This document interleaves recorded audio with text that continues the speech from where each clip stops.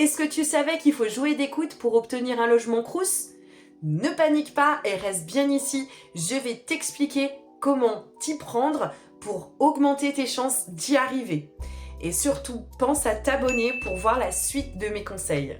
Comme je te l'ai expliqué dans ma précédente vidéo, tu n'as que 48 heures pour réserver ton logement. Et pour éviter les petites montées de stress, je vais te proposer d'anticiper certaines choses. La première chose à faire, ça va être de trouver ton garant locatif, ensuite de préparer tous les documents pour ton dossier et aussi ton petit budget pour le début de ta location. Un garant locatif, ou très souvent appelé caution, c'est soit une personne, soit un organisme qui va se porter garant et donc s'engager à payer ton loyer et tes charges locatives si à un moment donné, tu ne peux pas. Attention, ça ne veut pas dire que tu n'auras rien à payer. C'est juste qu'en cas de galère, il y a quelqu'un qui s'engage à payer à ta place temporairement. Sache que tes parents peuvent se porter garant pour toi s'ils ont des revenus fixes et une situation stable.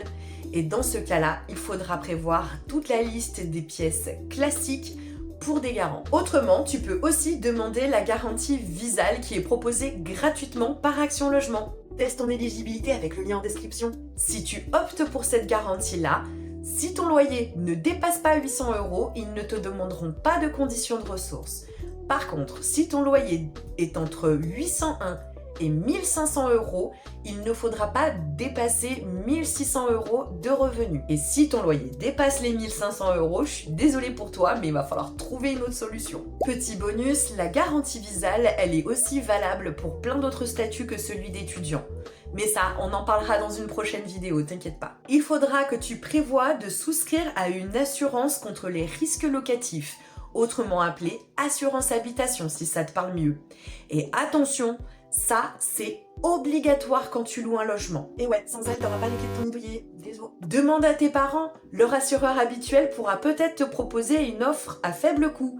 Sinon, compare les offres directement en ligne. Tu devras aussi justifier de ta situation et de ton statut d'étudiant, soit en transmettant la carte étudiant si tu en possèdes déjà une, ou alors en donnant le certificat d'inscription à l'année universitaire dans la ville où tu auras obtenu le logement. Et enfin, on passe à la partie du budget qu'il va falloir anticiper. Et ouais, tes petits salaires de job d'été risquent fortement de partir là-dedans. Comme je te l'ai dit dans ma dernière vidéo, il faudra prévoir 100 € pour réserver le logement qui te sera attribué quand tu l'auras choisi. Ces 100 € là, t'inquiète pas, ils vont être déduits directement de ton premier mois de loyer quand tu occuperas le logement. Le dépôt de garantie à payer à ton entrée au logement, ce sera 1 mois pour les logements Crous. Mais attention, ça peut aller jusqu'à 2 mois dans d'autres logements et je t'invite à te renseigner le plus tôt possible pour éviter les mauvaises surprises. Pour info, si tu fais pas de conneries comme casser une porte ou embarquer tout le mobilier qui t'aura été mis à disposition,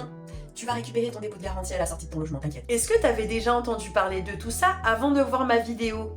Dis-le moi en commentaire et surtout pense à t'abonner car j'ai plein de nouvelles choses à t'expliquer pour ta future vie de locataire étudiant. Pense bien à liker et à partager cette vidéo à tous tes potes qui vont devoir chercher un petit logement aussi.